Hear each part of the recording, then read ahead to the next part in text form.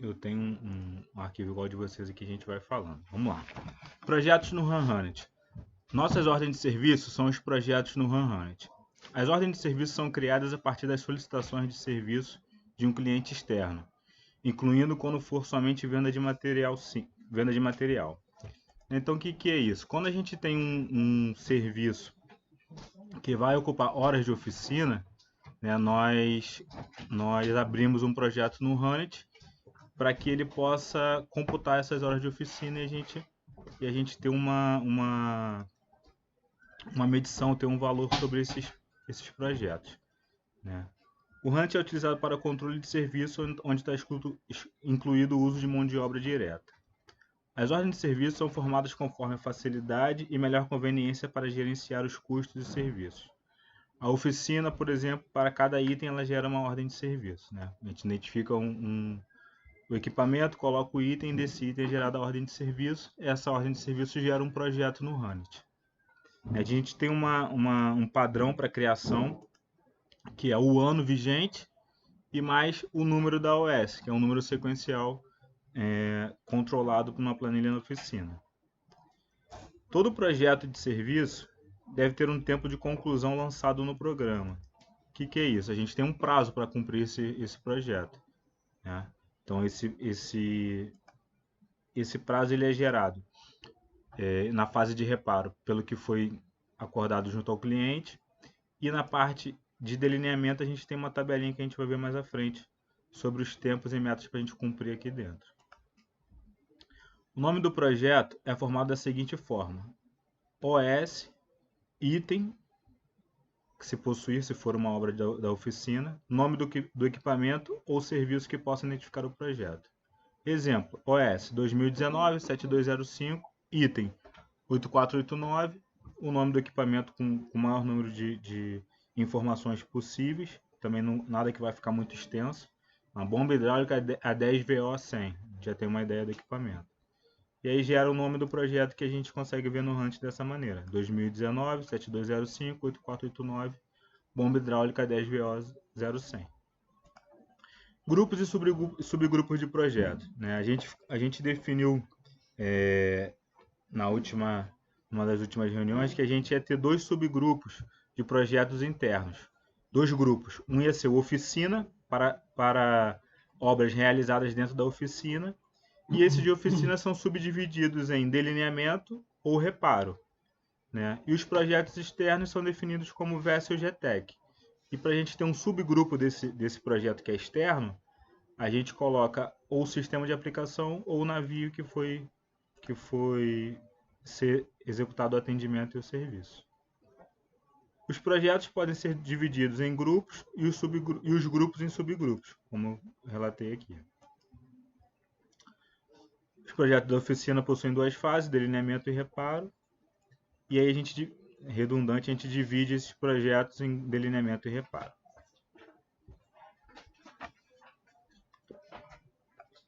Atividades de retrabalho elas devem ser lançadas no projeto da OS do serviço, como um grupo de retrabalho. Na tarefa deve ser lançado o tag retrabalho. O que é isso? A gente quando tem uma tarefa de retrabalho, como abrir esse 8806, a gente faz uma observação lá na tarefa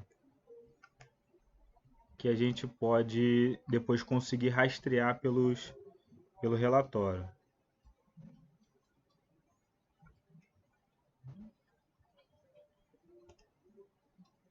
Por exemplo, aqui, ó.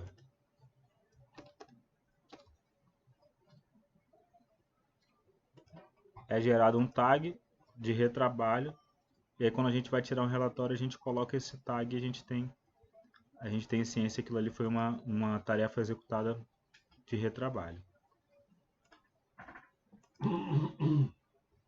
E tem essa informação aqui em relação ao nome do projeto, que aí também a gente cabe aplicar. Atividade de tratamento de não conformidade deve ser lançada com o nome TRAT-NC. Ou seja, nesse projeto aqui que estava aqui, 8806 Boost, deveria estar uma informação aqui. TRAT NC, tratamento de não conformidade desse projeto que foi gerado uma não conformidade. Então ficaria assim, ó, trate não conformidade 2019, 72A, ano, a OS, o item e o nome do equipamento. Beleza? Projetos modelos. Para agilizar a criação de projetos, como os serviços da oficina são repetitivos, a gente utiliza dois modelos de projeto, que é o modelo de projeto de reparo e o modelo de projeto de delineamento, que são espelhos dos nossos fluxogramas. E em cada projeto desse tem uma tarefa, tem um responsável por tarefa pré-definida. Vou mostrar para vocês lá. Modelo de projeto, delineamento, delinear, reparo e oficina. Então a gente tem um modelo de projeto de delinear, reparo e oficina, com as tarefas e os responsáveis. E temos o de executar, reparo em oficina, modelo de projeto, executar, reparo em oficina, com as tarefas, os tipos de tarefas e os responsáveis.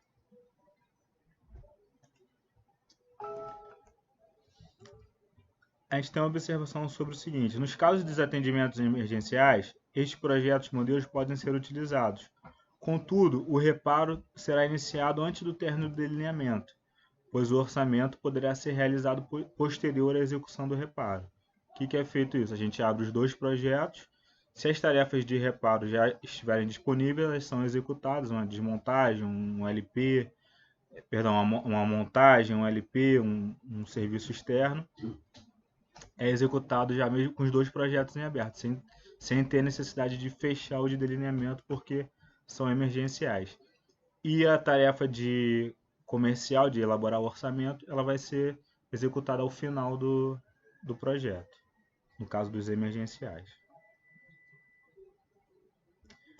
Cabe ao executor da elaboração das estratégias de reparo e delineamento ajustar as tarefas dos projetos de modelo, incluindo ou excluindo atividades e ajustando os tempos e recursos. No caso, quem abre os projetos sou eu, e eu vou estar consultando o Hélio, vou estar consultando a Suzana, né, em relação a se a gente tem alguma tarefa que vai estar sendo executada a mais, ou alguma que a gente pode eliminar, que a gente já tem conhecimento, né? A gente pode estar fazendo isso na hora de estar abrindo o projeto. Por exemplo, um equipamento um cilindro que não tem lapidação, isso que já pode ser eliminado na abertura do projeto. Futuramente, iremos criar projetos modelos para tratamento de não conformidade, reparo e delineamento de acumuladores, reparo e delineamento de cilindros, né? Especificar os nossos produtos através desses modelos. Hoje a gente vai estar trabalhando conforme os modelos padrões. Os serviços internos, em função das variedades de demanda, os serviços externos, em função da variedade de demanda nos serviços, inicialmente não terão projeto de modelo, somente tarefas padronizadas, são os serviços de GTEC, né? O Francisco, nesse último embarque dele, ele foi abrindo as tarefas conforme tinha necessidade. Um modelo muito bom da gente utilizar, né? Ele controlou as horas dele, ele abriu as tarefas necessárias e só tinha o projeto aberto, mas ele foi lá abrindo as tarefas que ele precisava em cada situação. Nos serviços externos, quando possível, as tarefas serão pré-programadas no projeto. Por exemplo, eu sei que vai ser uma retirada de equipamento. A gente cria essa tarefa de retirada de equipamento. Mas se tiver alguma coisa a mais, o responsável pela tarefa lá, no caso do atendimento, pode abrir a tarefa, criar e dar o play sem problema nenhum. Equipe.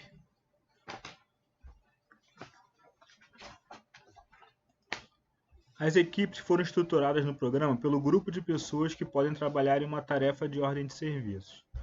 Nos serviços de oficina, em projetos de delineamento e reparo, o líder de equipe é a pessoa para quem direciona a responsabilidade de execução de uma tarefa.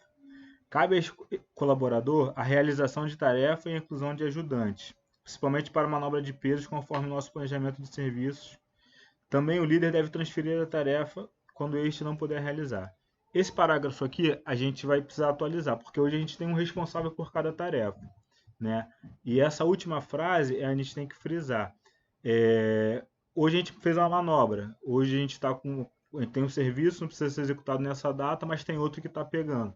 A gente tira, por exemplo, tiramos o Elvis, colocamos para ajustar, para ajudar no acabamento dos guinchos, né? E aí o líder, por exemplo, o Luiz, ele está precisando desmontar o púlpito lá. E aí não tem gente, né, disponível para ajudar. Se a tarefa estiver sendo executada por um dos colaboradores, pelo Valdir, por exemplo, ou se o Valdir tiver disponibilidade, ele pode ir lá alocar o responsável na tarefa, a pessoa na tarefa, e a pessoa dá o play na tarefa sem problema nenhum, né? Serviços externos. Mas isso aí é taxativo? É o líder deve? Ou o próprio colaborador pode pegar a tarefa para si? Para si, com autorização do líder, né? Acho que a gente tem que manter essa... senão fica assim, eu quero fazer isso daqui, eu quero fazer essa outra tarefa, né? Ele pode fazer desde que o líder oriente, desde que o líder direcione. Alguma Não. observação? Nos projetos de GTEC ou em projetos específicos, o líder da equipe é o responsável por receber as tarefas, designar os responsáveis para a execução das tarefas. Isso o Júnior tem feito lá na Marinha, né? Existem as tarefas abertas e aí ele vai distribuindo o pessoal conforme a necessidade lá. Equipes de tarefas devem ser criadas em comum acordo com a diretoria técnica da empresa. Equipes e tarefas, para evitar a criação descontrolada. Isso facilita a padronização e, consequentemente, a análise dos resultados. Acho que aqui não é bem isso, não, né? Aqui é tipo de tarefa. Tipos de tarefa, Tarefa, senão ninguém cria tarefa, não. Pelo contrário, a gente precisa até que crie. Sim.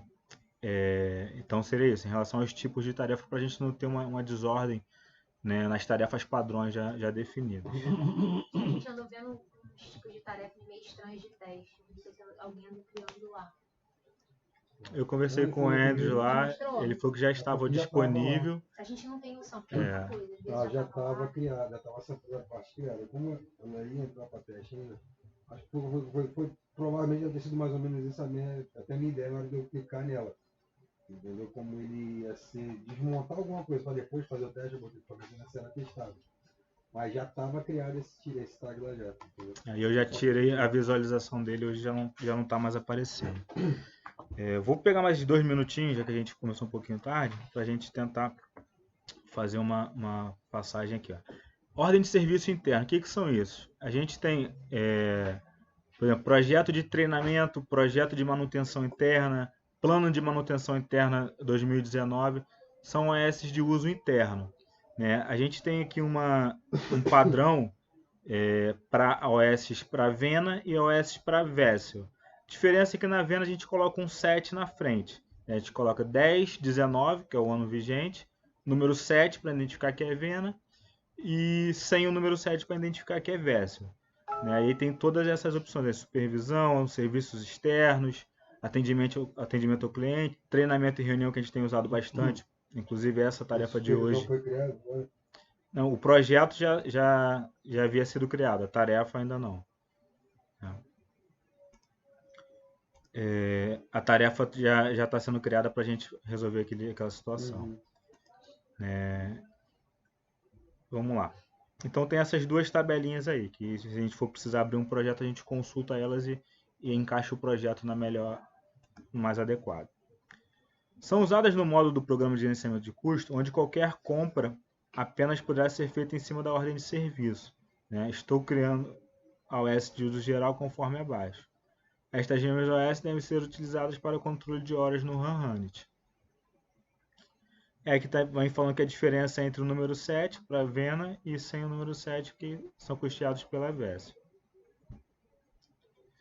E aqui a gente vem falando especificadamente sobre cada uma delas. Né? Eu vou encerrar por aqui, como é somente uma leitura. A gente, na hora de abrir, a gente vai ler aqui e ver qual melhor se adequa à nossa necessidade. Supervisão, serviço externo, treinamento, manutenção interna, manutenção preventiva ou corretiva.